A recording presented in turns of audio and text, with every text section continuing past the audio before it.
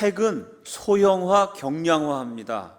핵폭탄이 너무 크면 그걸 미사일에 붙여다가 쏠 수가 없습니다. 그 2차 세계대전 때는 핵폭탄을 비행기에다가 실어가지고 일본까지 날아가서 떨어뜨렸습니다. 지금 그런 식으로 하려고 그러면요, 핵폭탄을 비행기에 싣고 날아가면 그 비행기를 미사일이나 대포로 쏴서 격추시킬 수가 있겠죠. 그럼 핵폭탄이 있어봤자 소용이 없습니다. 그래서 핵은 소형화, 조그맣게 만들고 경량화, 가볍게 만들어서 미사일에 부착을 합니다. 반대로 미사일은 장거리화 하겠죠. 미사일이 조금밖에 안 날아가면 가까운 데에 있는 적을 타격할 수 있어요.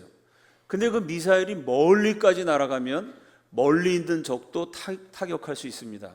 그래서 핵폭탄은 조그맣게 만들고 미사일은 멀리 날아가게 만들어서 핵폭탄을 미사일에 붙여서 적을 공격하는 것입니다.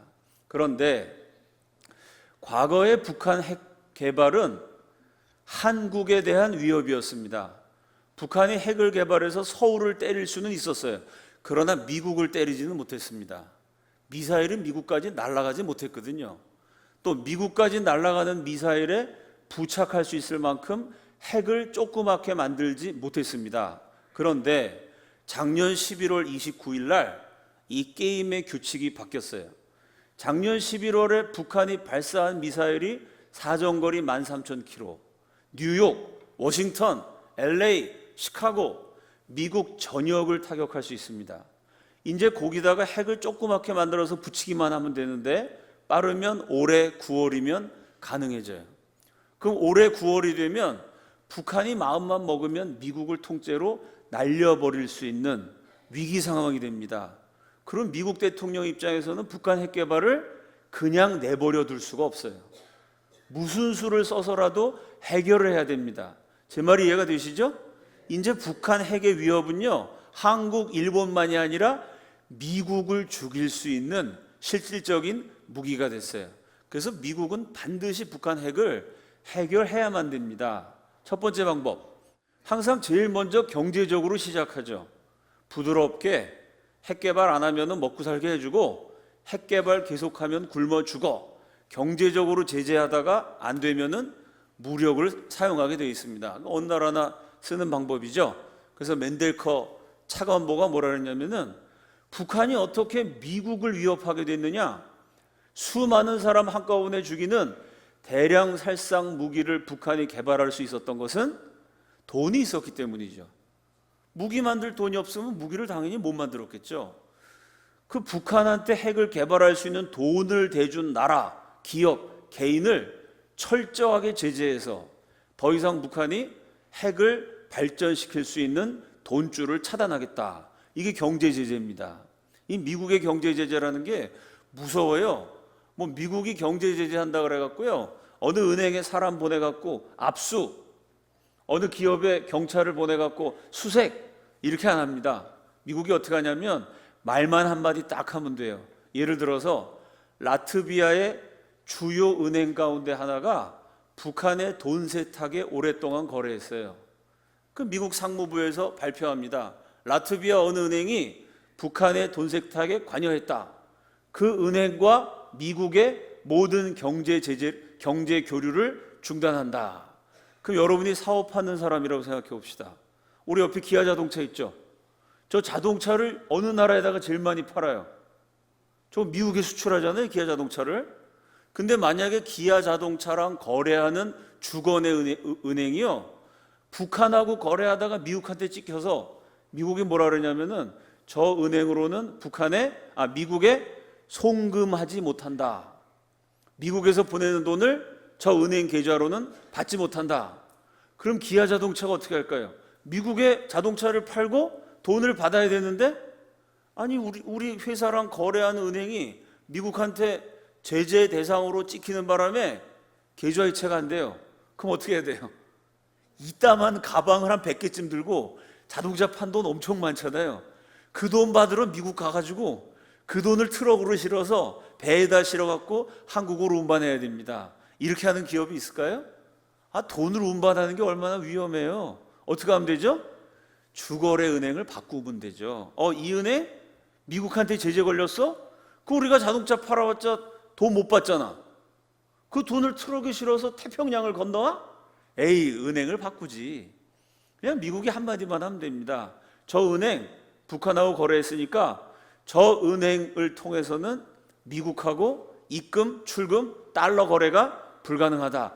그러면 그 은행하고 거래하는 기업들이요, 알아서 돈을 빼내요. 여러분이 사업하신 분들은 그렇게 하겠죠? 그래서 미국이 한마디 했어요. 저 은행 제재 대상이다. 2주일 만에 라트비아에서 제일 큰 은행이 파산했어요.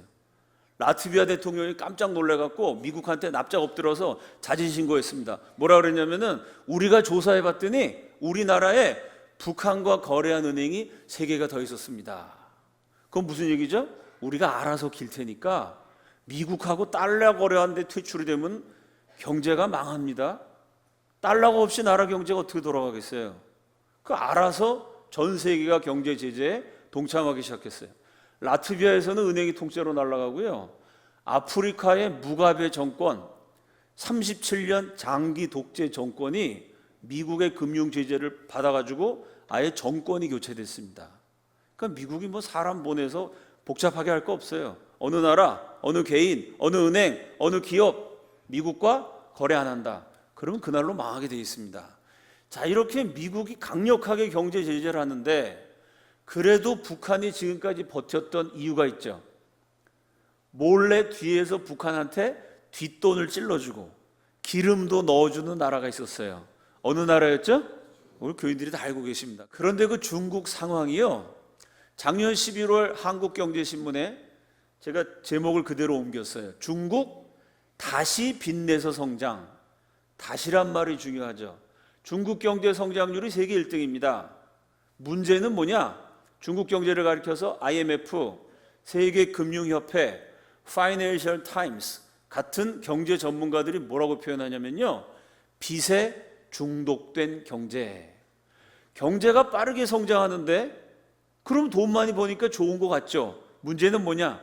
빚은 더 빠르게 늘어나요. 내 월급이 연봉이 1,000만 원 늘었어요. 그런데 내 빚은 2천만 원 늘었어요. 돈을 벌은 거예요? 못 번 거예요? 중국의 빚이 얼마나 늘어나면요, 2008년에 6,700조 원. 대한민국 한 20년 예산 정도 되는 게 중국의 빚이에요. 6,700조.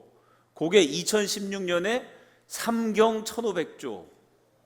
삼경, 경이라 그러면요, 1조, 10조, 100조, 1000조, 만조 원이 경이에요.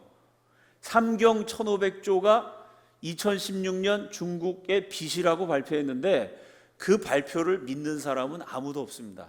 공산주의 국가는 언론을 통제하기 때문에요, 중국의 통계를 믿고 사업하는 사람은 세계에 아무도 없어요. 최소한 6경 정도 될 거로 추측을 해요. 8년 만에 빚이 2배 이상 늘어났어요. 그래, 경제가 아무리 빨리 발전해도 빚이 더 빨리 늘어나니까 결과적으로 경제가 휘청될 수밖에 없습니다. 그러면 중국의 빚 현재 최소 6경에서 9경. 6경이 어느 정도냐면요, 한국의 분당 일산이라는 신도시가 있죠. 거기 아파트 잘 지어놓은 잘 사는 동네입니다. 분당, 신당, 일산 같은 신도시 하나 건설하는데 드는 돈이 5조예요. 그러니까 지금 중국의 빚으로 분당, 일산을 12,000개를 만들 수 있어요. 어마어마한 빚입니다.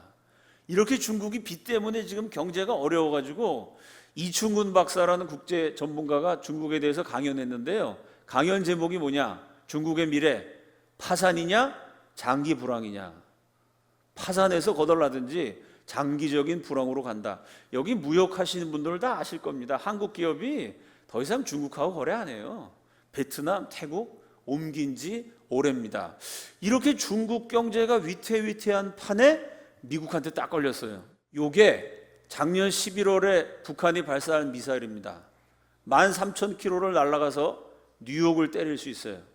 북한 미사일이 성공하니까 미국 사람들이 그 잔해를 수거합니다. 총을 쏘면 탄피가 남죠. 똑같이 미사일을 발사했는데 그 흔적, 부품 같은 잔해가 남은 겁니다. 요 미사일을 가지고 미국 사람들이 조사를 해봤어요. 그랬더니 저 미사일에 들어간 부품이 전부 중국산입니다. 그건 무슨 얘기냐면은 북한이 미국을 공격할 수 있도록 뒤에서 기술과 부품을 제공해 준 나라는 중국이라는, 이건 물증이죠. 이건 부인할 수가 없어요. 실제로 미사일 뜯어봤더니 중국산 볼트 너트, 중국산 부품이 나온 겁니다. 그래서 이 부품을 만든 기업과 거래한 중국의 주요 은행 12개를 미국이 제재를 했어요. 그러니까 중국 은행 12개 포함 전 세계 100개가 넘는 은행과 기업을 미국이 제재를 했습니다. 그러니 중국이 경제도 안 좋은데 미국의 수출길이 막혀버리면은 큰일이 납니다. 그래서 작년 12월부터 어쩔 수 없이 중국이 미국의 북한 경제 제재에 참여하기 시작했어요. 이 효과가 어마어마합니다. 워낙 북한이 가난한 나라라고 경제 규모가 작은데요, 작년 12월에 북한의 무역액이 82%가 줄었어요. 여러분 생각해 봅시다. 대한민국에서 한 달 생활비 뭐 200만 원, 300만 원, 400만 원 이렇게 들죠. 근데 한국에서 아주 가난하신 분이 있어요. 그래서 한 달 생활비를 10만 원 갖고 살아. 밥만 겨우, 밥도 제대로 못 먹어. 밥 세 끼를 못 먹고 두 끼만 먹어요. 10만 원밖에 없으니까 10만 원으로 비참하게 사는데, 그 10만 원에서 8만 2천 원 수입이 줄어들면 살 수 있을까요? 북한이 2천만이 넘는데 경제 규모라는 게 대한민국의 100분의 1도 안 돼요. 거기서 82%가 또 줄었어요. 그 작년 12월 기준으로 하면요, 북한의 무역 액수가 대한민국의 500분의 1이 안 돼요. 북한의 석유 사용량은 대한민국의 200분의 1이 안 됩니다. 한국에서 하루 반 동안 사용하는 양을 북한에선 1년 동안 써요. 이렇게 돈이 없고 기름이 없으면은 더 이상 핵 개발을 못하게 됩니다. 미국이 무자비하게 경제 제재를 한 결과 북한이 강경하게 우리가 핵을 개발해서 미국과 싸우겠다 이러다가 요즘은 아유 평화롭게 우리 잘 지내보자 꼬리를 1월 달부터 내리기 시작했습니다. 트럼프 대통령이 트위터에다가 썼어요. 이게 1월 2일 날 올해 트럼프 대통령이 쓴 글입니다. 제재 및 다른 수단. 이게 재밌는 말이에요. 미국이 북한한테 경제 제재를 했죠. 그건 다 알고 있거든요, 전 세계가. 근데 트럼프가 뭐라고 썼냐면 따옴표를 붙였어요. 영어의 other, 다른 어떤 수단을 가했다는 겁니다. 이 다른 수단이 뭔지는 몰라요. 어쩌면 우리가 모르는 사이에 미국이 북한한테 군사적인 어떤 조치를 했을 수도 있습니다. 뭔지는 모르지만 트럼프가 제재 및 특별히 따옴표를 딱 붙여서 다른 수단, 전 세계가 모르는 어떤 수단으로 내가 북한을 쳤더니 북한에 큰 충격을 줘서 북한 병사들이 남한으로 탈출한다. 기억나시죠? 올 초에 판문점에서 병사가 탈출했는데 뱃속을 열어봤더니 뭐 기생충이 몇십 마리가 나오고 뉴스에 나왔죠? 그 트럼프가 그때 쓴 거예요. 로켓맨. 김정은을 로켓맨이라고 그랬어요. 저 로켓 미사일 갖고 장난이나 치는 녀석, 비아냥거린 말이죠. 로켓맨은 처음으로 한국과 대화하고자 한다. 그 전까지는 뭐 쥐들이 미국, 한국 다 날려버릴 것처럼 협박하다가 이제 미국이 너무 압박하니까 대화하자. 아마도 그것은 좋은 뉴스일 수도 있고 나쁜 뉴스일 수도 있다. 북한이 대화하자고 나왔으면 좋은 뉴스죠.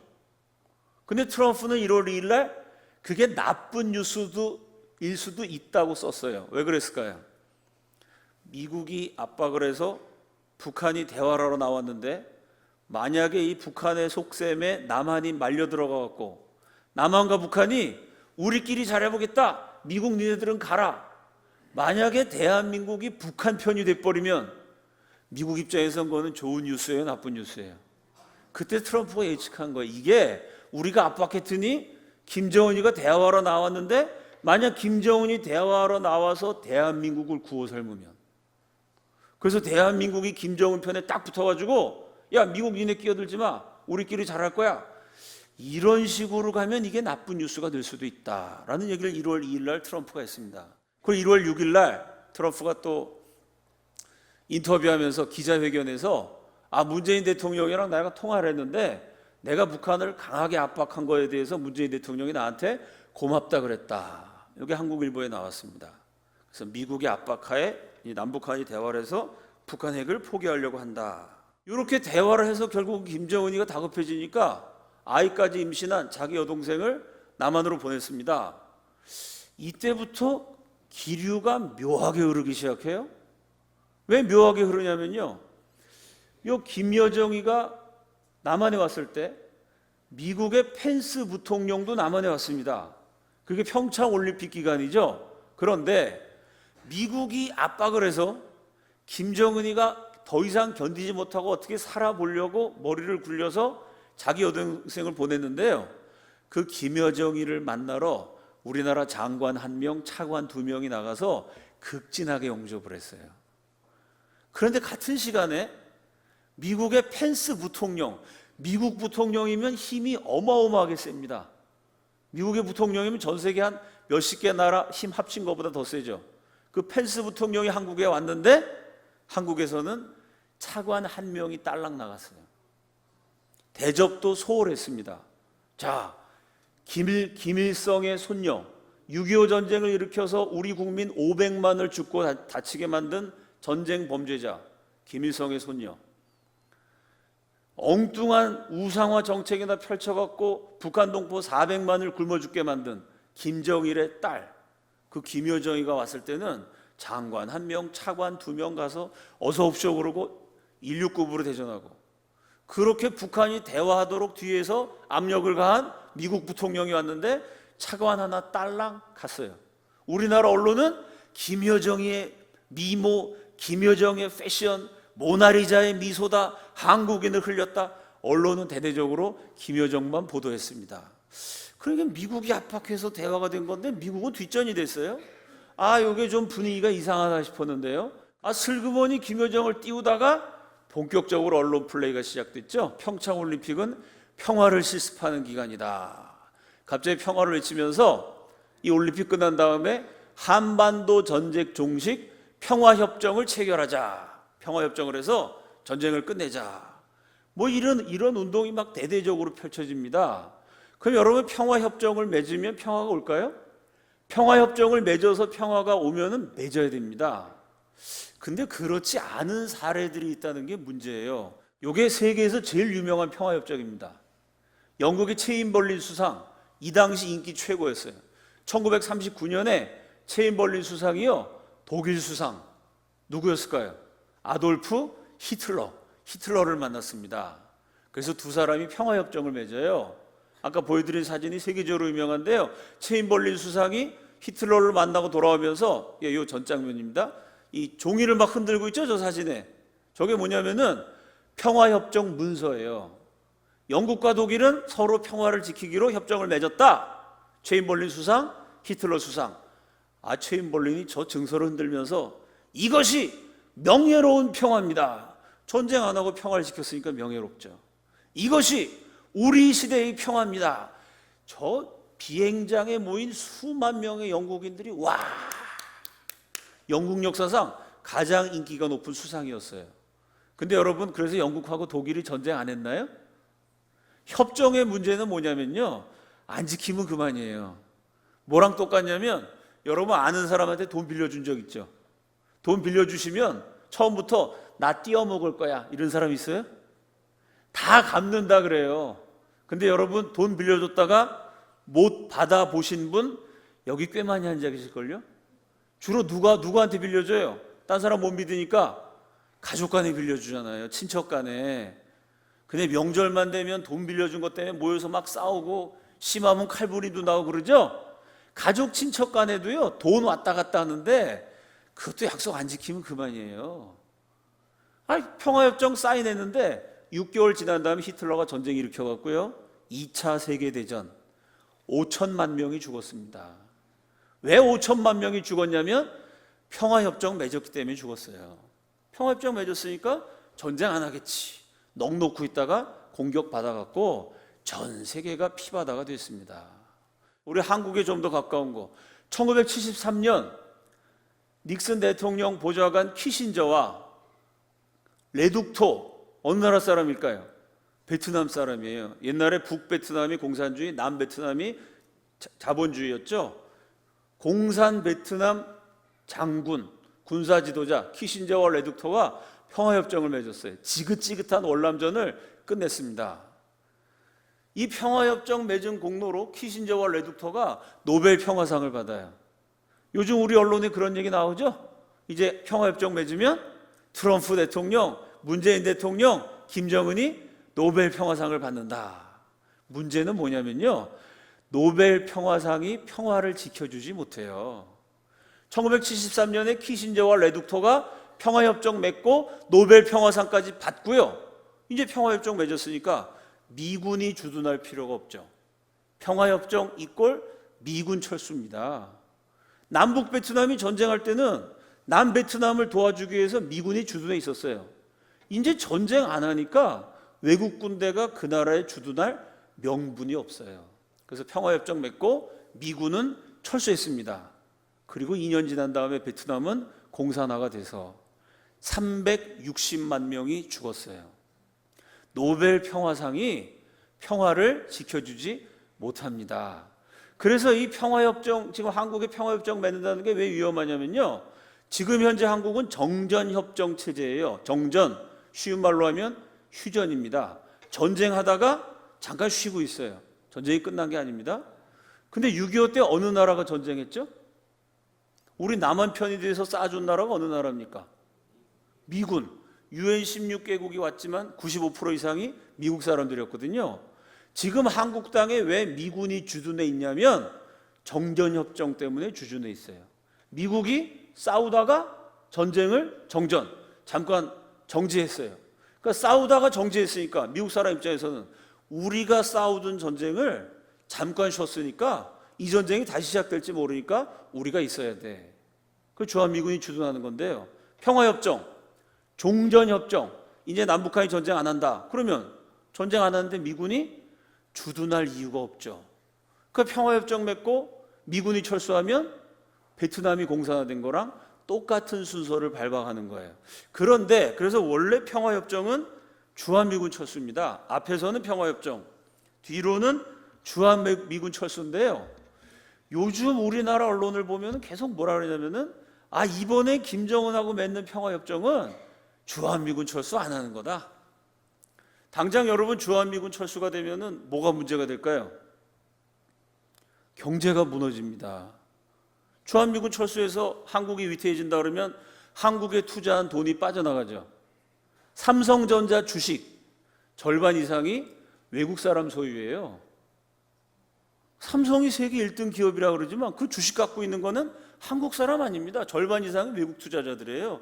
그 사람들이 돈을 빼가서 만약에 삼성전자라는 기업이 어려워지면 삼성전자 하나가 우리나라 GDP 경제력의 20% 넘게 차지해요. 그럼 삼성만 어려운 게 아니라 하청업체, 삼성이 들어간 지역의 식당, 여러분 잘 아시죠? 여기 기아가 들어가고 자동차만 만들어요? 이 기아 자동차 직원은 밥도 안 먹고 약국도 안 가고 노래방도 안 가고 음료수도 안 마시고 자동차만 만듭니까? 그렇지 않죠. 공장 있는 바람에 주변에 뭐 약국도 되는 거고 음식점도 되고 다 여기 직원들 경제가 살아나잖아요. 만약에 외국 투자자분이 빠져나가서 경제가 어려워지면 야, 이거 뭐가 문제냐? 우리 국민들이 실업자가 돼요. 애들 학교 보낼 돈이 없어집니다. 이 큰 문제예요. 그 주한미군 철수한다 그러면 안보도 안 보지만 당장 경제가 어려워지는데 원래 평화협정은 주한미군 철수하자는 건데요. 요즘은 언론에서 주한미군을 주둔시키면서 평화협정을 한다라고 얘기하니까 국민들이 그런 거 평화협정 해도 좋겠네. 그런데 진짜 주한미군이 우리나라 안보와 경제가 무너지지 않고 튼튼한 상태에서 평화협정 맺으면 생각해 볼 수 있는데요. 지금 주한미군이 그대로 여기 있어도 된다라고 말하는 지금 대한민국의 집권 세력, 그 사람들이 옛날에는 말을 다르게 했거든요. 옛날에 했던 말하고 지금 했던 말하고 다르면 이건 좀 조심해야죠. 자, 여러분 이 글을 한번 보세요. 이 역사책인데요. 북한에서의 반제, 북한은 제국주의 몰아냈고, 반봉건, 양반상놈 차별하는 거 몰아냈고, 북한은 민주주의 했다. 반제, 반봉건, 민주주의, 북한은 세 가지 좋은 걸 다 했어요. 그거를 소련군이 후원해서 순조롭게 됐고, 남한에서는 이게 왜 안 됐느냐면 미군정, 그 미국 놈들이 반혁명 정책을 써서 좌절됐다. 북한에서의 혁명은 아래로부터 올라오는 민중들의 혁명 열기가 소련군의 후원이라는 유리한 조건 속에서 혁명의 성공으로 이어졌다. 여러분, 북한이 민주주의 합니까? 민주주의 하는데 어떻게 김일성, 김정일, 김정은 3대 세습을 해요? 그건 말이 안 되죠? 그 북한이 이렇게 좋은 나라면 왜 북한 사람 굶어 죽었을까요? 남한은 미국 때문에 나쁜 나라가 됐고 북한은 좋은 나라가 됐으면 탈북을 하지 않고 탈남을 해야죠. 남한 사람이 야, 남한 이 독재 체제, 이 가난한 나라 못 살겠다. 저 민주주의 혁명을 이룬 북한으로 넘어가자. 여러분, 남한 탈출해서 북한 가는 사람 봤어요?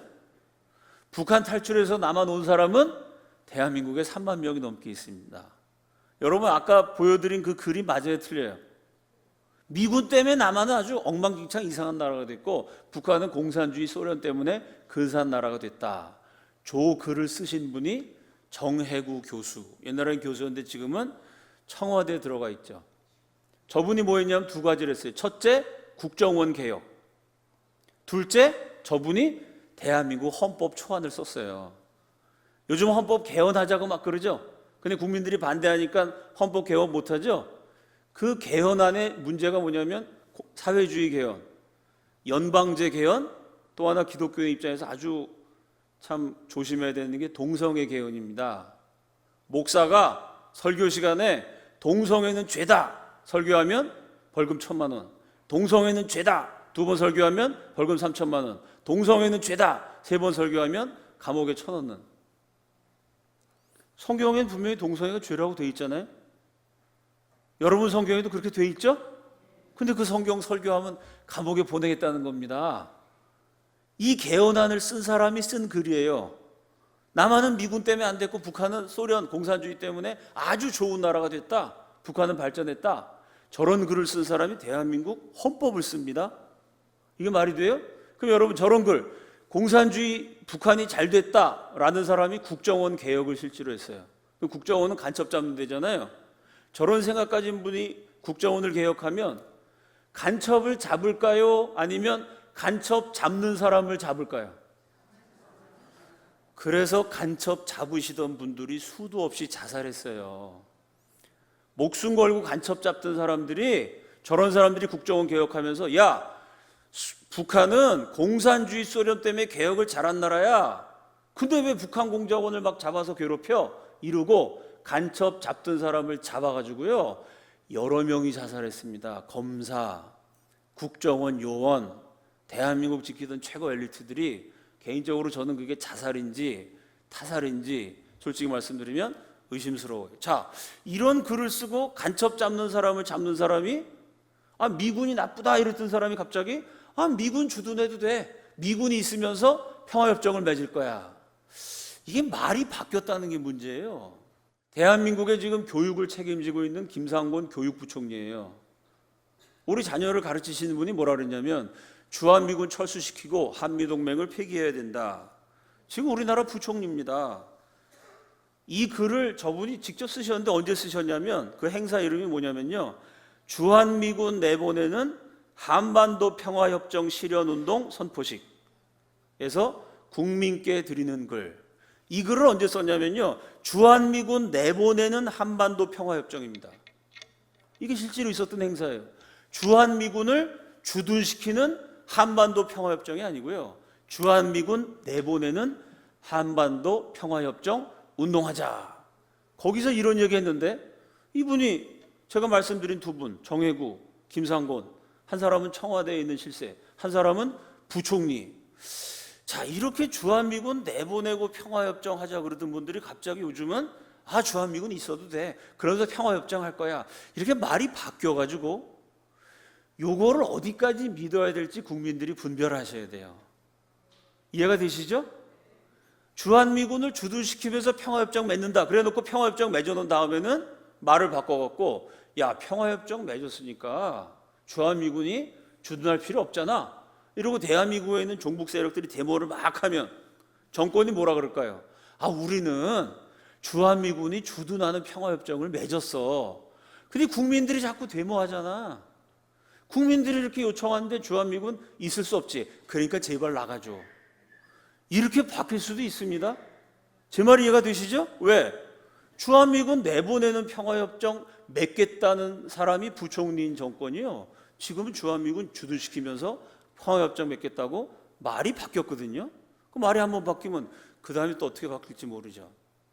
더 문제는 뭐냐면요. 지금 남한도 자꾸 이렇게 말이 바뀌는데 북한 공산주의자들을 믿을 수 있느냐? 이게 공산주의 윤리인데요. 제가 공산주의를 싫어해서 욕한 말이 아닙니다. 이건 제가 한 얘기가 아니고 공산주의 신조.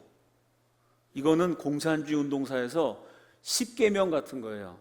기독교인이 10계명을 지키는 것처럼 공산주의 혁명을 하려면 이 신조를 지켜라 라고 전설적인 혁명가 레닌 같은 사람이 만든 게 공산주의 10조입니다. 공산주의 신조예요. 신조 10항에 뭐라고 되어 있느냐? 다 함께 읽어봅시다. 시작.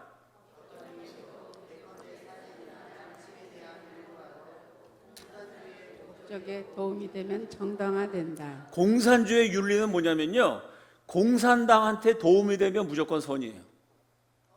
사람을 죽여도 공산당한테 도움이 되면 선이에요.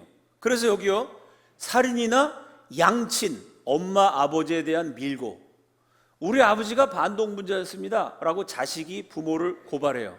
그것도 공산주의 목적에 도움이 되면 정당화된다. 여기 공산주의에 대해서 잘 모르는 젊은 세대들이 많습니다. 연세 드신 분들은 6.25 뭐 이래갖고 공산주의 겪으셨을 텐데요. 인터넷 가서 한번 뒤적여 보세요. 전 세계 100개가 넘는 공산주의 국가마다 세워진 동상이 있어요. 공산주의의 부모를 고발한 소년, 소녀 동상 이런 거 한번 검색해서 찾아보세요. 어느 나라나 마을마다 9살짜리, 7살짜리 어린애 동상을 세웠어요.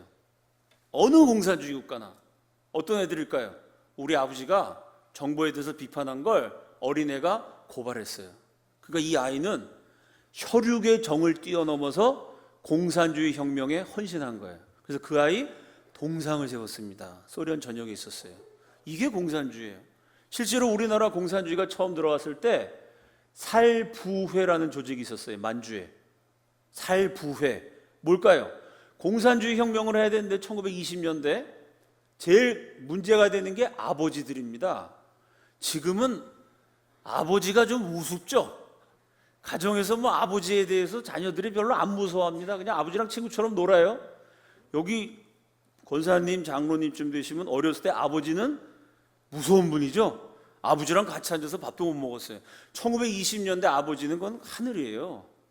공산주의 운동이 왜 안 되냐면 아버지들이 야, 공산당 그놈들은 조상 제사도 안 지내는 아주 불안당 못된 놈들이다. 아버지들이 자식 공산당 못 가니까 그때는 아버지가 가지마 이러면 못 가는 거예요. 아버지 권위가 절대적이었거든요. 아버지들 때문에 공산주의가 안 돼. 그래서 한국의 공산주의자들이 1920년대 살부회, 아버지를 죽이는 모임을 만들어요. 내가 우리 아버지를 못 죽이니까 내가 내 친구 아버지를 죽여줘요. 그 친구가 우리 아버지를 죽여줘요. 이게 만주벌판에서 실제로 있었던 일입니다. 전 세계 공산주의 역사가 그래요. 수단 방법 가리지 않는다는 거죠. 그 다음에 레닌이 한 말이 공산주의자는 법률 위반, 거짓말, 속임수, 사실 은폐 따위를 예사로 해치우지 않으면 안 된다. 공산주의 혁명을 위해서 밥 먹듯이 거짓말을 해라. 밥 먹듯이. 아니 당연하죠. 내가 공산주의 혁명할 거야? 내가 공산당 되면 자식이 부모 감시한 나라 만들 거야? 이렇게 사실 그대로 얘기하면 누가 공산주의 좋아하겠습니까? 밥 먹듯이 거짓말을 해서 나는 공산주의 원치 않아. 나는 민주주의를 원해.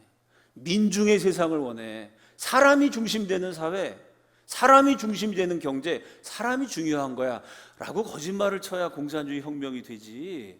있는 그대로 얘기하면 어떻게 혁명이 되겠습니까?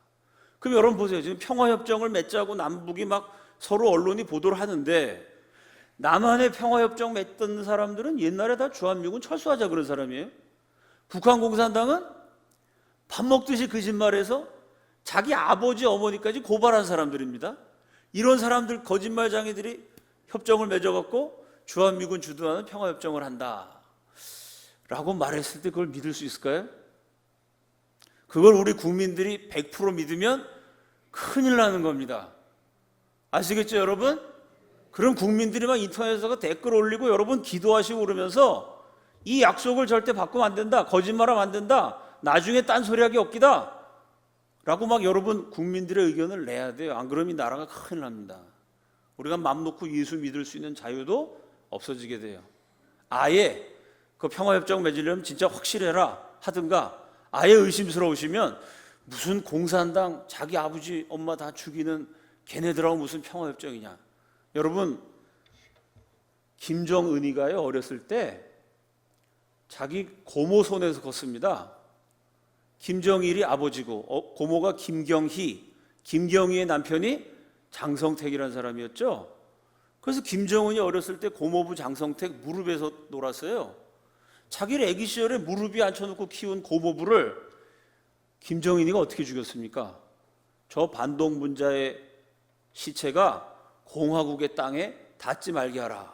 사람을 죽이는데 그 시체가 땅에 닿지 말게 할래요. 그래서 어떻게 했냐면요, 북한의 특동사수가 비행기한테 쏘는 포를, 사람한테 쏘는 게 아니라 날아가는 비행기 떨어뜨리는 비행기한테 쏘는 포를 1000발을 쐈어요.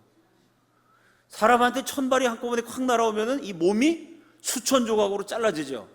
이 살점이 땅에 떨어지지 않게 하라 그래갖고요, 한쪽에서 1000발을 꽝 쏴서 몸을 쾅 터뜨리는 동시에 옆에서는 화염 발사기를 발사해서 그 살덩어리가 공중에서 다 탔어요.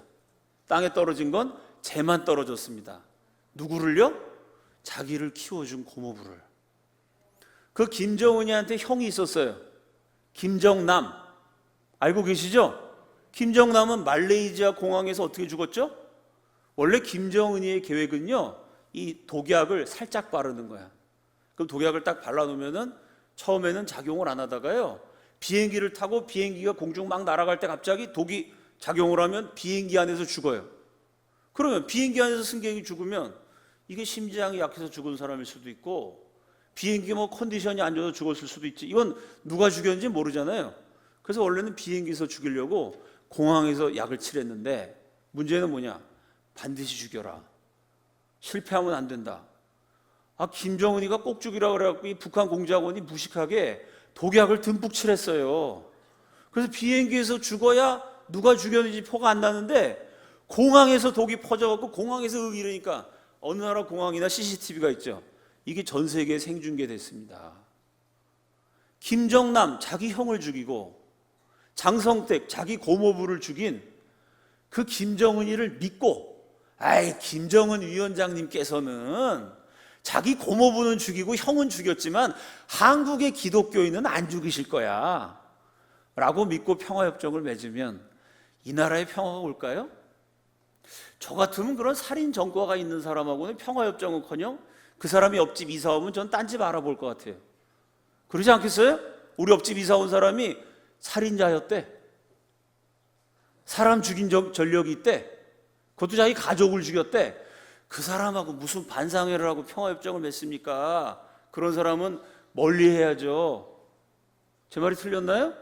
친구 김정은이랑 평화협정을 맺자 그러는데, 자기 고모부 형을 죽인 김정은이고, 평화협정을 맺자는 북한은 거짓말 밥 먹듯이 한 나라고, 남한 평화협정 맺자는 이 정권의 중요한 실력자들은 옛날에다 주한미군 철수하자 그랬던 사람이 지금 또 주한미군 주둔한다고 말을 바꾸고, 이런 참 불투명한 상황이 있습니다. 우리 기독교인들이, 국민들이 정말 정신 차려서 무엇이 진실이고 무엇이 거짓인가 분별해야 할 줄로 믿습니다.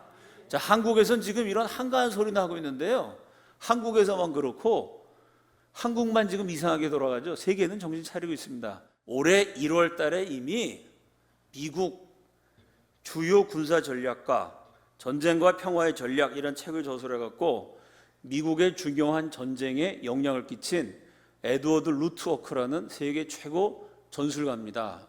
그분이 벌써 올해 1월 달에 It's time to bomb North Korea, 북한을 폭격해야 될 때다.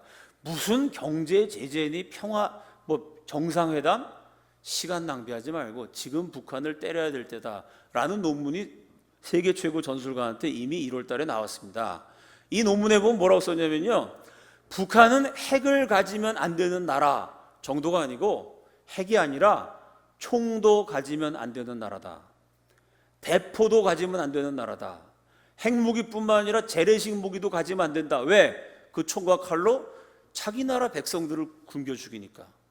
자기 나라 국민들을 괴롭히니까. 저 깡패들이 총을 한 방 갖고 있어도 미국이 이걸 뺏어야 되는데 지금 핵을 개발했는데 미국이 가만히 있어? 미국 정신 차려야 된다. 그럼 여기다 뭐라고 썼냐면 미국이 본받아야 될 나라. 어느 나라일까요? 미국 최고 전술가가 미국은 틀려먹었다. 우리 미국이 본받아야 될 나라가 있다. 어느 나라냐면 이스라엘입니다. 이스라엘은요, 쬐끄맣잖아요.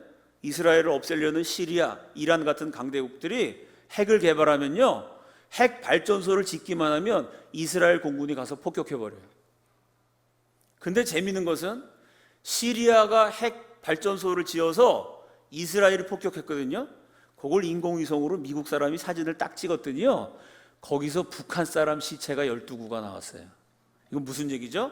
북한 과학자가 시리아에 가서 핵 기술을 전수했습니다. 그래서 북한은 친이슬람 국가예요. 이게 참 묘해요. 북한은 공산주의는 종교를 인정하지 않는데 이슬람교하고 아주 가까운 나라예요. 또 2004년에 북한의 용천역 폭파 사고가 있었어요.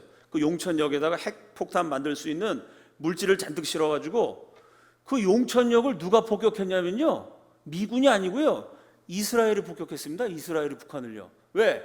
그 북한에 있는 핵 물질을 이란한테 갖다 주려고 그랬거든요. 그래서 2004년에 이스라엘이 북한을 폭격했는데 거기서는 이란 사람, 시리아 사람 시체가 또 10개 넘게 나왔어요. 북한하고 이슬람 국가들이 서로 핵을 주고받으면서 미국, 기독교, 대한민국과 싸우고 있죠. 그 지금 서울에요, 미국 CIA도 많이 와 있고 이스라엘 정보기관 모사드도 많이 와 있어요. 중국 공산당 간첩도 많고요, 북한 간첩도 지금 서울에 바글바글해요. 전 세계에서 간첩이 제일 많은 곳이 서울 아닐까 저는 그렇게 생각해요. 세계 각국이 막 바글바글해요. 왜? 북한이 핵을 개발하면 그거는 이스라엘에 대한 위협이에요. 이해가 되시죠? 남한도 위협이고 이스라엘도 위협이고 미국도 위협이고 일본도 위협이기 때문에 전 세계 정보 전문가 간첩들이 지금 서울 시내 빠글빠글합니다. 빠글빠글해요. 자, 이 포린 팔러스에서 근데 북한이 이 에드워드 루트워크가 북한을 폭격할 때다 그러면서 미국이 북한을 폭격 못하냐면요, 미국이 북한 폭격하면 이건 뭐 제가 미국에 있을 때가 2004년부터 2009년에 미국에 있었는데요, 그때 미국이 한반도에 전쟁이 났을 때 북한 제거 계획이요, 전쟁을 8시간 정도 하는 계획이었습니다. 그러니까 2005년 벌써 10몇 년 전에 8시간이면 북한이 그냥 지구상에서 사라져요. 그 정도로 미국의 무기가 막강해요. 지금은 8시간까지도 안 걸립니다. 그냥 미국이 딱 마음 먹으면 그냥 북한은 없어지는 건데요. 문제는 뭐냐? 그렇게 미국이 북한을 쳤을 때 북한 없어지지만 북한이 반격을 해가지고 서울에다가 대포를 쏘면은 서울이 피해를 보게 되거든요. 거기에 대해서 에드워드 루트워크는 뭐라 그러냐면 아까 PPT에 나왔지만 그건 서울 책임이다. 북한이 핵을 개발하고 벌써 25년이 지났는데 사반세기가 지나도록 대한민국은 뭐 했냐? 이 미국 전문가들이 한국에 와봤더니요, 만약에 북한이 핵을 공격할 때 예를 들어 스위스 같은 나라 영세 중립국이기 때문에 전쟁이 일어날 가능성이 없거든요. 근데 스위스에 가보면요, 핵전쟁 일어났을 때 국민들이 대피할 수 있는 시설이 다 돼 있어요. 전 국민이 들어가도 남을 만큼, 그 대피소에 들어가서 몇 달 동안 먹고 살 만큼 식량, 물자 다 준비해놨어요. 근데 서울은, 아니 북한이 지금 핵을 개발하고 한국은 핵이 없잖아요. 그럼 만약 공격당하면 국민들이 도망이라도 쳐야지. 근데 미국 전문가들이 서울에 와서 봤더니요, 핵 대피 시설도 없고 그나마 몇 개가 있는데 표지판이 안 돼 있대요. 그럼 표지판이 안 돼 있으면 그게 핵 대피 시설인지 알 수 있습니까? 그럼 대한민국이 가난한 나라고 힘이 없으면은, 야, 이 나라가 진짜 가난해갖고 핵전쟁 나도 자기 국민들 대피할 장소도 못 지었겠구나 이해할 수 있는데, 대한민국 세계 5대 공업국가, 7대 무역국가입니다. 실제로 살아보면 한국이 미국보다 훨씬 잘 살아요. 미국 살다 온 사람 붙들고 물어보세요. 어디가 더 잘 사나? 한국이 훨씬 잘 살아요. 이렇게 잘 사는 나라가 자기 국민들을 보호하기 위해서는 아무런 대책을 안 했다. 고의적으로. 왜? 북한하고 내통했기 때문에. 고의적 무대책이라는 얘기를 에드워드 루트워크가 합니다. 본인들이 살 국리를 안 하는 나라를 왜 미국이 책임져 줘야 되냐? 그러니까 서울이 작살 나건 안 나건 미국은 북한을 쳐야 된다. 이게 1월 달에 Foreign Policy, 세계적인 외교 잡지에 실린 미국 최고 전략가의 논문이에요. 미국은 저 의견이 지금도 바뀌지 않았습니다. 지금 한국이 이런 상황이에요. 그럼 만약에 미국이 북한을 쳤을 때 북한이 반격을 할 것이냐? 이게 문제죠. 제일 문제가 되는 게 뭐냐면 휴전선에 북한의 장사점포가 1000대가 배치돼 있어요. 그럼 미국이 치는 순간 북한 없어지는데 북한이 죽으면서 너 죽고 나 죽자 꽝 하고 서울을 향해서 미사일을 쐈을 때 북한 장사정포가 불을 뿜으면 어떻게 될 것이냐. 1차 사격으로 3만 명이 죽어요. 남한에서. 이게 2017년 7월에 뉴욕 타임즈에 실린 기사입니다. 1차 사격으로 3만 명. 그럼 1차로 빵 쏴요. 그럼 포를 쏜 지점을 알고 우리 공군이 미군이 폭격을 하겠죠. 그럼 1시간에 1%씩 북한 포가 파괴가 돼요. 그 다음에 또 사격을 하면은 1차 사격에 3만 명, 2차 사격에 12,000명, 3차 사격에는 5,000명 이렇게 죽는 사람 숫자가 줄어들어서 대략 한 2만 명 이상, 아무리 적게 잡아도 2만, 3만은 죽게 될 거다라는 게 이제 뉴욕타임즈의 기사인데요. 여기 또 변수가 있습니다. 북한 대포의 위력을 우리가 경험해 본 적이 있어요. 언제일까요? 북한이 대한민국한테 포를 쏜 게 연평도에 대포를 쐈죠. 그러니까 생각해 봅시다. 북한 애들이 우리한테 대포를 쐈어요. 연평도에. 초등학교 애들이 공부하는데 그 30m 옆에 떨어졌습니다. 아니 초등학교 애들 공부하는 학교 30m 옆 놀이터에 대포를 쏜 애들하고 무슨 평화를 논합니까? 이게 말이 되겠어요? 그 연평도에 북한이 대포를 170발을 쐈어요. 우리 군인 2명이 죽고 민간인 2명, 4명이 죽었습니다. 그러니까 170발이나 쐈는데 의외로 죽은 사람 숫자는 많지 않았어요. 그 왜 그러냐면 북한 대포가 고물이에요. 그래서 170발 가운데 25%, 북한이 포탄을 4발을 쏘면 한 발은 안 터집니다. 불발탄이에요. 자, 그럼 연평도에 대포 쏜 게 25%가 불발탄인데 그 연평도 대포는요 육지에서 쐈어요. 휴전선에 있는 장사정포는 육지가 아니라 땅굴 속에 들어가 있어요. 왜냐하면 육지로 나와 있으면 우리 공군이 폭격을 하죠. 그러니까 한국군한테 들키지 않으려고 땅 속에 감춰둔 대포에서 포를 쏘면, 여러분 지하에다가 기계를 놓으면 기계가 작동을 잘 할까요, 안 할까요? 이게 습기 차고 벌레 꼬이고 뭐 거미줄도 치고 복잡해지겠죠. 그러니까 땅 속에 들어갔던 북한 대포에서 포를 쐈을 때 육지에서 쏜 게 불발탄이 25%라면 최소한 50%는 불발탄이 아니겠느냐. 그럼 북한이 1000발을 쐈는데 500발밖에 안 나가. 그래도 15,000명이 죽게 돼요. 이 적은 숫자가 아닙니다. 자, 그런데 여기에 대해서 반론이 있어요. 지난 1월 22일 날 밴쿠버에 한국전쟁 관련 20개국 외무장관 회의가 열렸는데요. 그때 제임스 매티스 미국 국방장관이 미국이 북한 땅굴에 숨겨둔 포 어디 있는지 이미 다 알고 있다. 그러니까 포 쏘기도 전에 미국이 그거 먼저 다 부술 거다라고 미국 국방장관은 얘기를 했습니다. 우리 한국에 제가 만나본 분 가운데는 신원식 전 합참의장, 김국헌 군비통제관 이 장군님들께서 이 북한 장사정포 대한민국이 그렇게 정보력이 없는 나라가 아니다. 그 정도는 다 처리할 능력이 있다. 우리 군 고위장성 두 분도 이렇게 얘기했어요. 그래서 김국헌 장군이라는 분은 저랑 가까운데 그러다가 뭐라고 쓰셨냐면은 미국이 북한을 공격했다는 걸 우리는 저녁 먹으면서 9시 뉴스를 통해 알게 될 거다. 밥 먹으면서 야 오늘 낮에 북한 없어졌네? 그럼 김정은 어떻게 됐지? 걔 죽었겠지 뭐. 아유 불쌍하다. 우리 한국 국민이 밥 먹으면서 알게 될 거다 라고 말하는 전문가도 있습니다. 그런데 이게 참 앞날은 아무도 모르는 겁니다. 그죠? 앞날은 하나님만 아시는 거지. 뉴욕타임즈의 시나리오는 최악의 시나리오예요. 한 2만 명 죽을 수 있다. 미국 국방장관, 한국 장군들의 얘기는 최상의 시나리오입니다. 에이, 죽긴 뭘 죽어. 북한 그냥 싹 쓸어버릴 수 있어. 근데 실제로 어떤 일이 일어날지 우리 사람은 모릅니다. 사람이 하는 일이 완벽할 수가 없죠.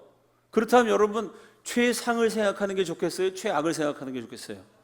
최악을 생각하고 대비하는 게 인생을 살아가는 데는 제일 지혜롭습니다.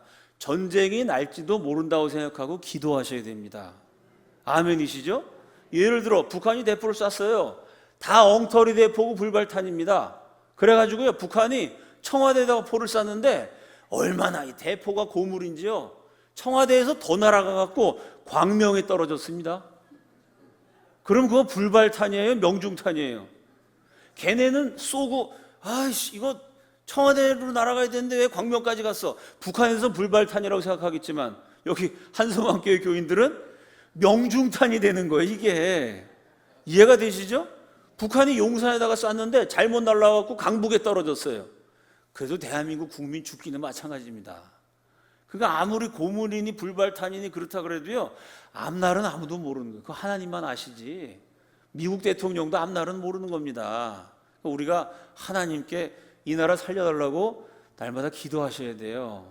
지금 상황이 이런 상황입니다. 자, 그러면 한국에 대한 최악의 시나리오를 보면요, 지금처럼 계속되면은 우리는 북한이 무너지면 통일이 될 거라고 생각해요. 그렇지 않습니다. 북한이 무너졌을 때 통일이 되려면 어떻게 해야 되냐면요, 미국이 북한을 칠 때 한국도 같이 쳐야 돼요. 그래서 우리 한국군도 싸웁니다. 그래야 미국한테, 야, 북한은 원래 우리 땅이었고 공산주의 무너뜨리기 위해서 우리 국민들이 싸운 거야. 그러니까 내놔. 그럼 미국도, 미국에 땅덩어리 많습니다. 미국에 지금 석유 콸콸 나가지고요, 제가 시간 관계상 오늘 설명 못 드렸지만 셰일가스 혁명이라는 게 일어나서 석유 매장량 세계 1등 사우디, 2등 이란, 3등 이라크였는데요, 지금 이게 어떻게 바뀌었냐면요, 1등, 2등, 3등 사우디, 이란, 이라크 석유 매장량 합친 것보다 미국이 더 많아요.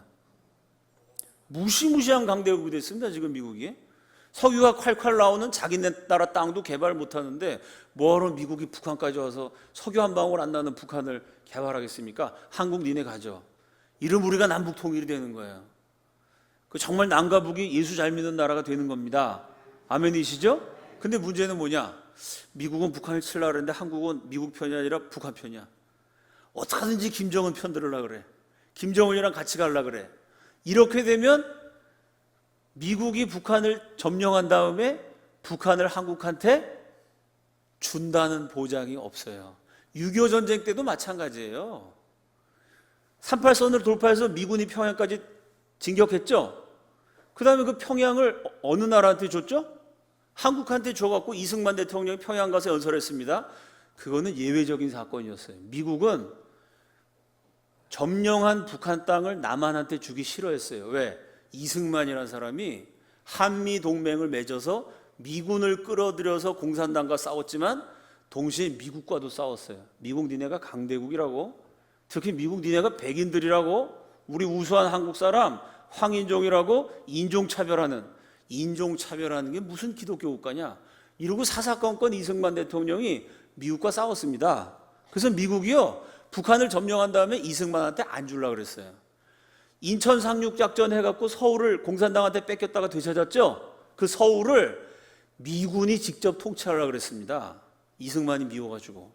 근데 어떻게 대한민국 정부가 서울 평양을 차지했냐면요, 그 인천 상륙작전의 영웅 메가더가 이승만하고 40년 친구였어요.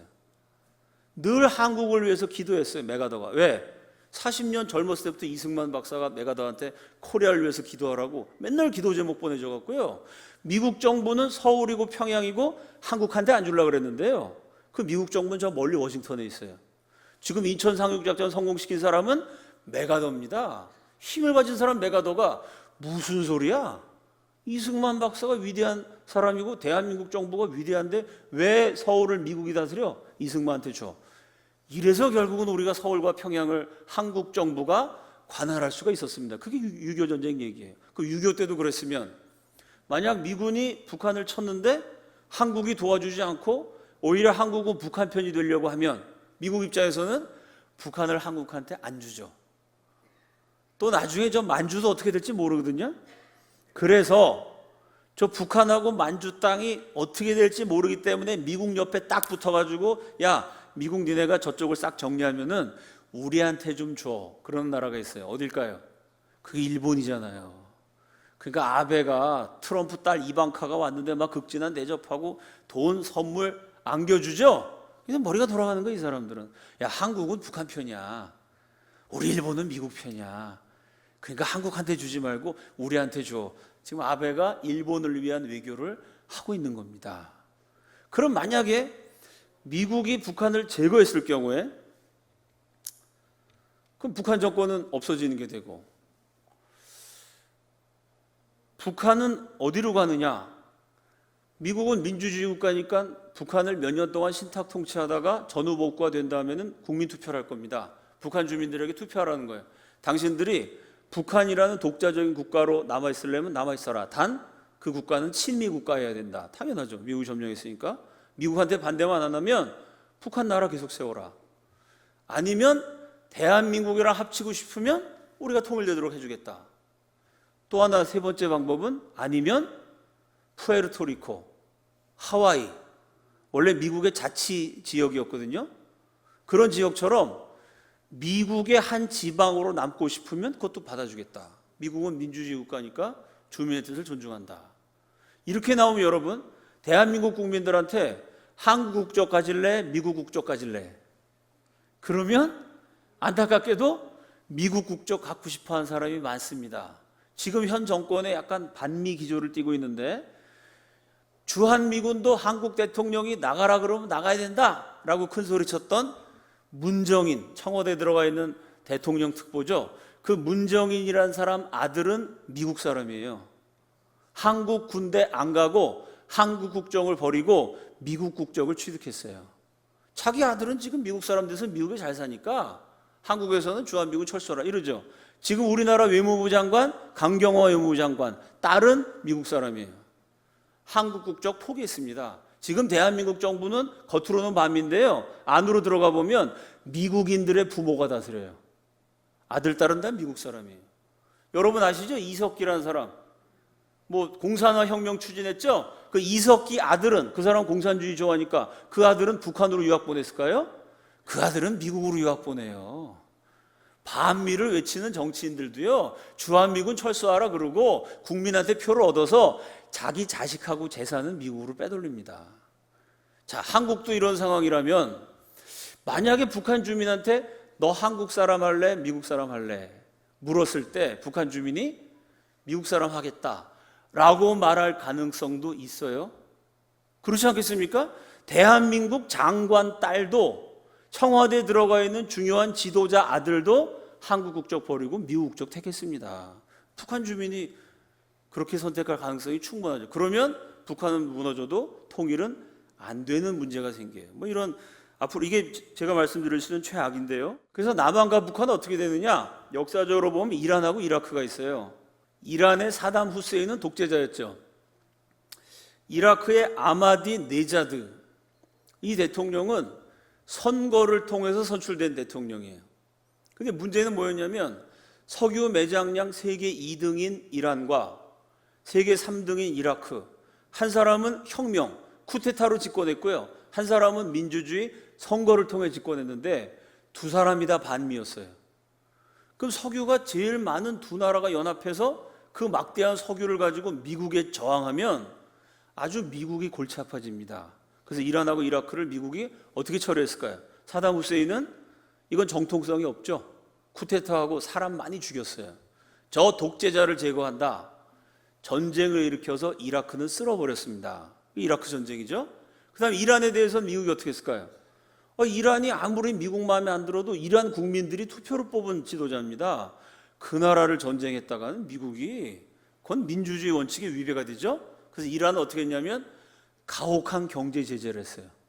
석유가 콸콸 나오는데 그 석유를 팔지 못하게 만들었습니다.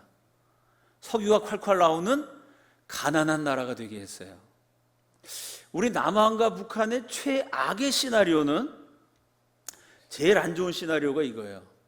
북한은 400만 굶겨 죽이고 정치범 수용소 운영하는 세습체제이기 때문에 전 세계적으로 욕먹는 인권 탄압 국가죠. 그 북한에 대해서는 미국이 전쟁에서 쓸어버리고, 남한에 대해서는 마음에는 안 들지만 그래도 민주주의 국가인데 미국이 어떻게 못하죠?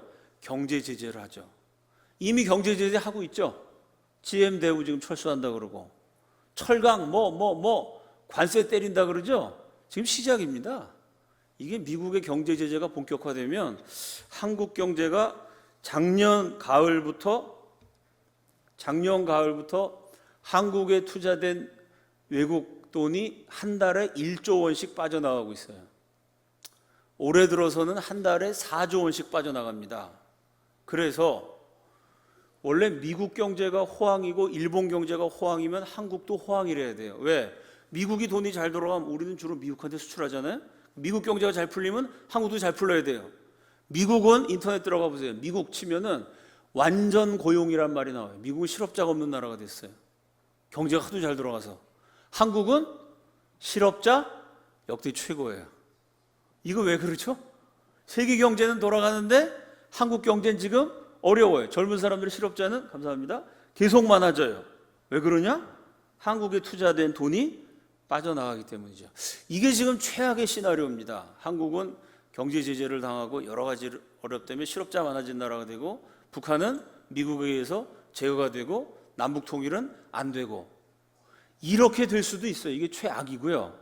그런데 참 역사를 보면 재밌습니다. 대한민국은 이 나라가 우리나라가 아니라고 생각하면 진짜 재밌는 나라예요. 이 나라가 우리나라라고 생각하면 진짜 스트레스 받고 열받는데, 남의 나라라고 생각하고 객관적으로 보면 진짜 재밌는 나라입니다. 우리 한국교회 역사에 비슷한 일이 있었어요. 1866년에 미국 상선 제너럴 샤만호가 대동강에 왔다가 좌초가 됩니다. 평양 사람들이 배에다가 불을 지르죠. 선원들이 불타는 배에서 죽을 수 없으니까 다 탈출했는데 26살 10개 국어를 구사했던 천재 청년 하나가요, 도망 안 가고 불타는 배에 끝까지 남아갖고 육지를 향해서 책을 던졌어요. 이 사람이 서투른 조선말을 배워갖고요, 뭐라 그러냐면 야소 이런 거예요. 그때 예수를 야소라 그랬어요. 야소 믿으시오 이러면서 책을 막 던진 거예요. 무슨 책이었을까요? 마지막에 그 성경책 한 권을 딱 갖고 배에서 내렸어요. 그러니까 저 미친놈이 저 배에서 내려오면 죽여야지. 조선군이 딱 칼 들고 있다가 내려오니까 가슴에다 칼을 딱 찌르려고 그러는데, 칼 들이대면 어떻게 해야 돼요? 제발 살려주세요 이러고 무서워서 울어야 되는데요, 칼에 찔리는 마지막 순간까지 이 청년이 웃은 거예요. 26살짜리가 10개 국어를 구사했던 천재가요, 웃으면서 마지막 한 권 성경을 딱 준 거예요. 이거 읽고 야수 믿으시오. 여러분 알고 계시죠?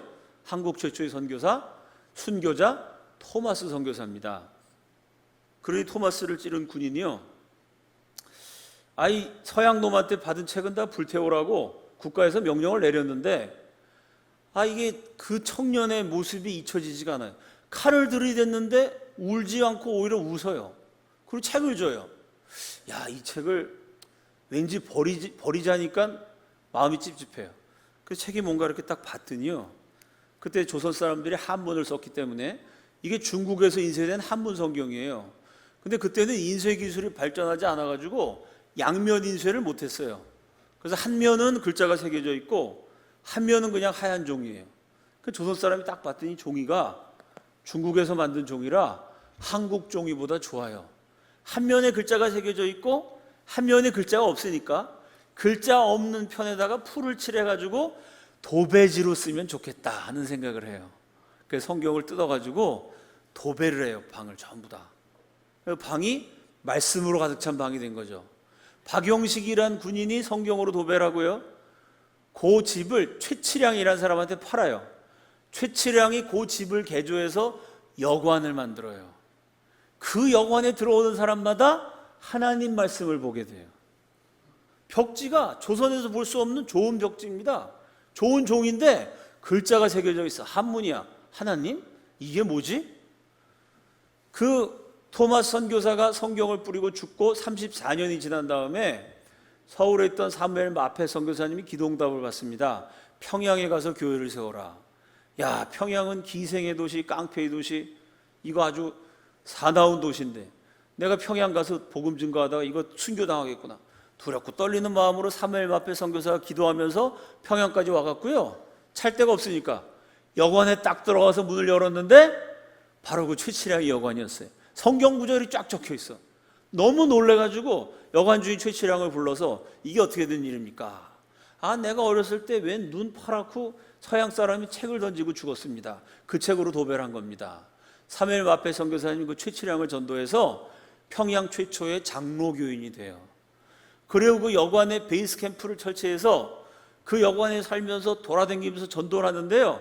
전도하다가 깜짝 놀라요. 왜? 34년 전에 26살 선교사가 던진 성경을 가지고 도배를 한 집도 있고 그걸 뜯어갖고 뭐에 쓰려고 모아놓은 집도 있고 몰래 그 성경을 읽던 사람들이 하나씩 둘씩 모여들기 시작합니다.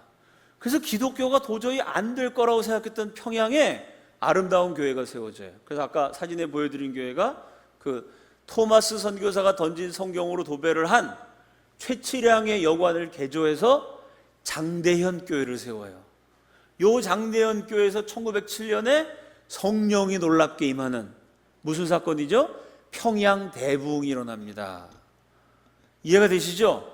토마스 선교사가 성경을 던졌는데요. 조선 사람이 그 성경을 읽고 믿으려고 그런 게 아니고 종이 질이 좋아서 거로 도배를 하는 바람에 많은 사람이 말씀을 듣게 됐어요.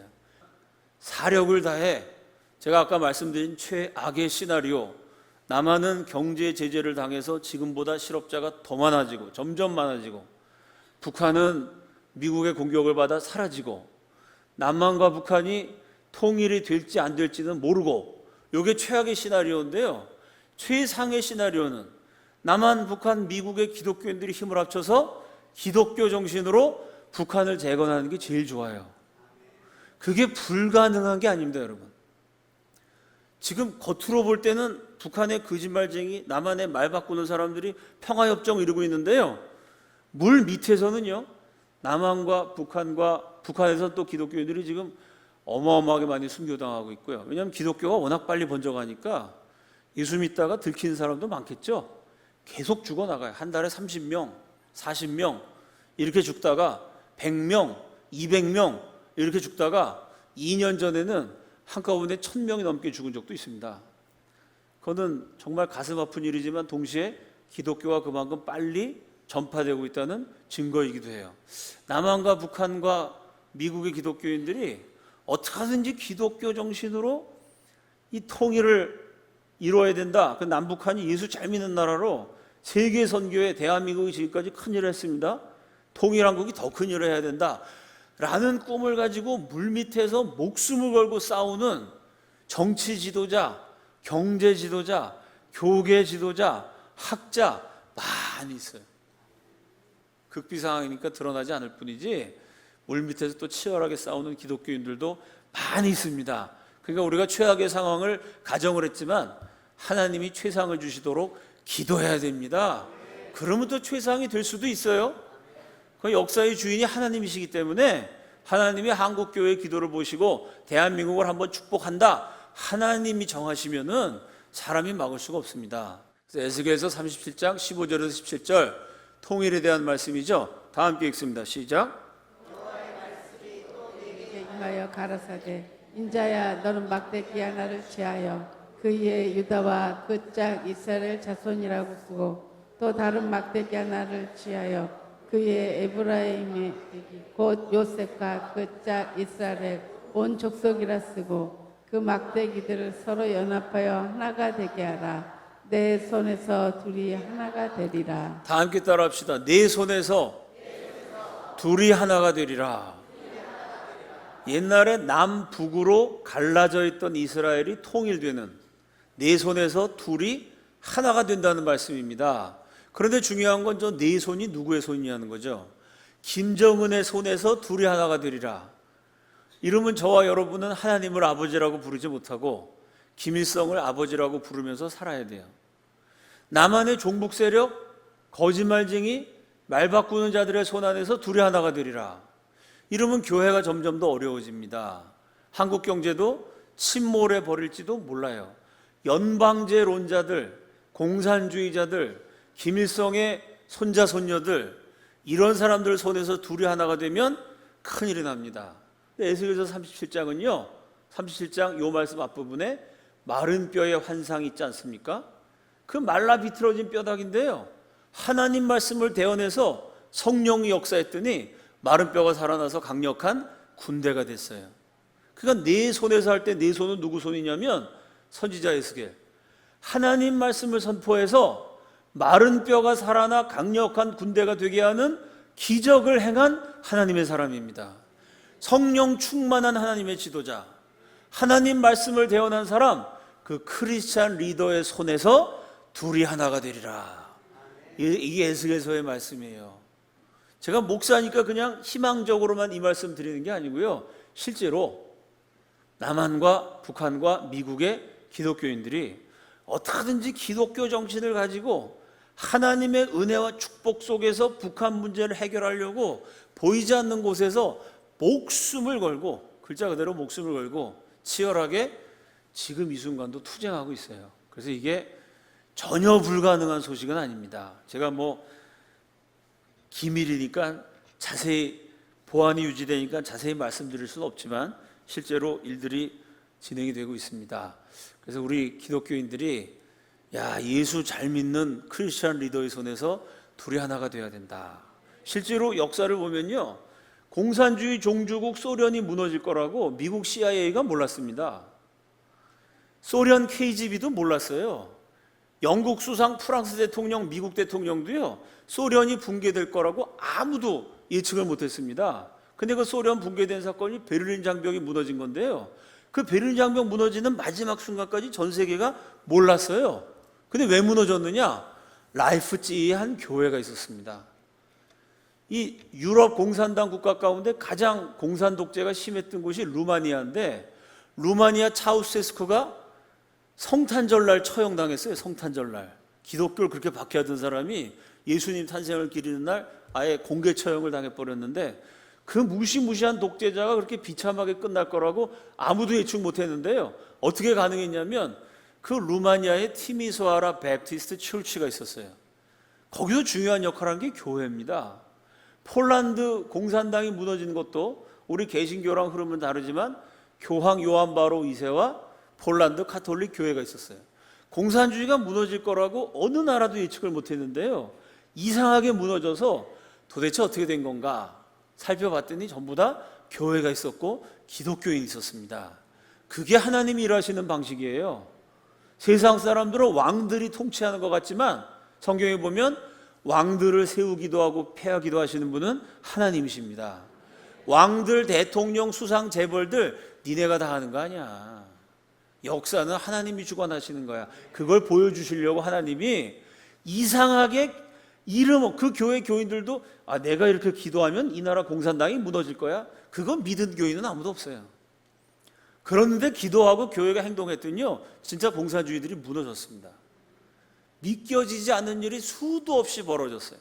공산주의 무너뜨린 세력은 기독교밖에 없습니다. 그거는 하나님이 하나님의 교회, 하나님의 백성들을 통해서 역사를 주관한다는 것을 세상의 왕들에게 보여주신 사건이에요. 교회가 아무것도 아닌 것 같지만 나라야 국회의원이 다스리고 장관이 다스리는 거지 교회가 뭐 중요해? 절대 그렇지 않습니다, 여러분. 그 이승만 대통령이 뭐라고 쓰셨냐면은 교회가 먼저냐 정부가 먼저냐? 당연히 교회가 먼저다. 교회에서 정부가 딸려 나온다. 이게 이승만의 건국 이념이었어요. 왜? 국민들이 교회 와서 하나님 잘 믿어야, 그래야 제대로 된 정부가 세워지고 제대로 된 나라가 되는 거죠. 우상 숭배나 해갖고는 나라가 안 된다. 그 정신으로 세워진 나라가 대한민국입니다. 이 역사를 통해 볼 때 그냥 막연하게 우리가 기도하면 어떻게 되겠지, 이게 아니고요, 정말로 역사의 비상한 순간에 하나님이 자녀를 쓰신다. 교회의 기도를 통해서 역사하신다. 우리가 이 희망을 가지고요, 대한민국이, 제가 오늘 최악의 시나리오, 최상의 시나리오 다 말씀드렸어요. 최상의 시나리오로 가서 남과 북이 예수 잘 믿는 나라로 통일되고 번영되고 우리 예수님 재림하시는 그날까지 전 세계 생명의 복음을 증거하는 제사장 나라로 통일한국이 쓰여지도록 날마다 기도하고 애국하는 모든 교우들이 되시기를 우리 주님의 이름으로 축원합니다.